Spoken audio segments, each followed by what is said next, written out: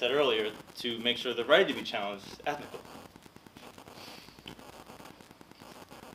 Well, for one, you're benefiting the individual. I mean, you're taking a person, and you're giving them the skills. You're giving them the knowledge, everything they need to be better. You're constructing this better person throughout the organization, you know, as my RoboCop example. You're just making them all around better.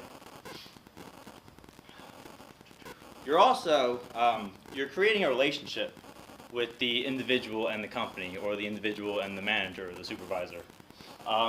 Like a healthy relationship, to show that the individual knows that the company cares, that they know they want you to make them better, that they want to become better. And finally, you're decreasing turnover. And turnover sucks. It's a shame that it happens, and it's a waste of everybody's time, including the individuals. But when you're setting them up for success, like I said, when you're giving them the skills, you are making sure that they succeed. You are making them want to be there as well. So that's how you do that.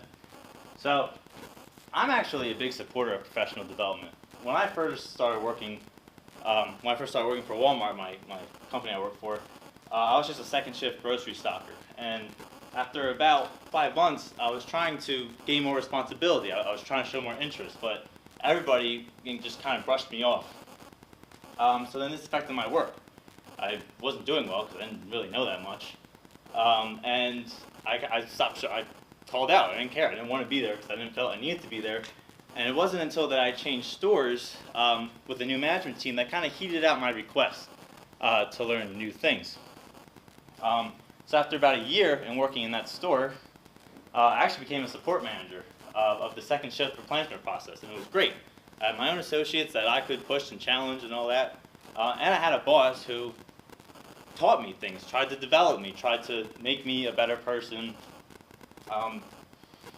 And because of all that, I actually became an assistant manager of my store, of the store's back room, where I also teach a class for other support managers doing the same thing, trying to make them better, trying to push them, challenge them, and to show them how to, you know, best way to efficiently do their jobs.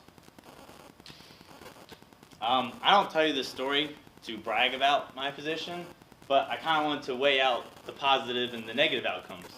You know, I went from just stocking grocery freight, calling out, not wanting to be there, to now, you know, with the help of people developing me, I became an assistant manager of a $1 billion store. One last thing I kind of wanted to touch on is that, yeah, organizations kind of have to develop you, but the individual has to show the interest as well. If you're the manager, you have to take the time to look at who cares, who wants to be developed, who do you want to spend the time with.